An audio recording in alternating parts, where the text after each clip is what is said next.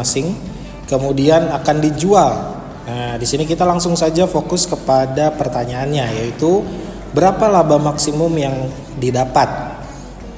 Di video sebelumnya kita sudah mempelajari cara menentukan variabel penentu dan batasannya. Nah, sekarang kita akan lakukan dengan bantuan tabel. Jadi kita buat tabel dulu. Nah, kemudian kita akan menentukan jenis variabel penentunya. Oke, variabel penentu di sini adalah variabel yang bisa menentukan kemana laba maksimum itu bisa didapatkan. Nah, berarti di sini kalau kita lihat dia ada di bagian pakaian jenis A dan jenis B. Kenapa? Karena dia dijual dengan laba 50.000 untuk jenis A dan laba 60.000 untuk jenis B. Sekalian juga bisa tulis menggunakan pakaian jenis A, atau di sini Bapak akan contohkan sebagai A dan B saja. Ya, maka kita sudah dapat variabel penentunya. Lanjut kita tentukan batasannya. Nah, kalau yang batasan itu ada di bagian baris ya, sebelah kiri. Batasannya adalah hal atau item yang terbatas. Ya, kita baca di sini ada dua hal yang terbatas, yaitu bahannya. Bahan katun hanya tersedia 70 meter, sedangkan kain sutra hanya 84 meter. Nah, bagaimana cara menuliskannya? Pertama kita tuliskan dulu ya, yang terbatas itu katun sama sutra.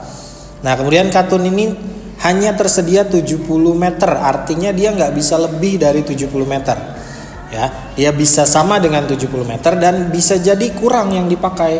Bisa jadi cuma bisa dipakai 60 meter saja. Oke, maka di sini yang kita tulis di kolom batasan adalah kurang dari sama dengan 70. Oke, sedangkan untuk kain sutra 84 meter, berarti sama ya. Pertidaksamaannya adalah kurang dari sama dengan 84 meter. Oke, nah sekarang tinggal kita masukkan sisanya. Nah, sisanya itu adalah bahan atau barang pembentuk. Jadi ini bisa dikatakan katunnya butuh berapa sih, sutranya butuh berapa sih? Atau di sini bisa kita baca dari kalimat kedua, yaitu pakaian jenis A memerlukan kain katun 1 meter dan kain sutra 2 meter. Nah, ini tinggal kita masukkan ke kolom A. Berarti 1X dan 2X. Ya. Jadi variabel penentunya X sama 2X. Kemudian bagian B ya, kalimat selanjutnya, sedangkan pakaian jenis B memerlukan kain katun 2,5 meter dan kain sutra 1,5 meter. Berarti tinggal kita isikan di kolom B. Ya, di mana variabelnya kita Y ya, di sini berarti 2,5 meter dan kain sutranya 1,5 meter ya. Nah, kalau sudah lengkap tabelnya, sekarang kita tinggal buatkan model matematikanya. Nah, model matematikanya di sini lebih mudah ya. Jadi kita tinggal tuliskan saja apa yang ada di tabel tersebut. Kita mulai dari baris pertama, ada X 2,5Y kurang dari 70. Nah, maka tinggal dimasukkan saja dengan operasi hitungnya penjumlahan.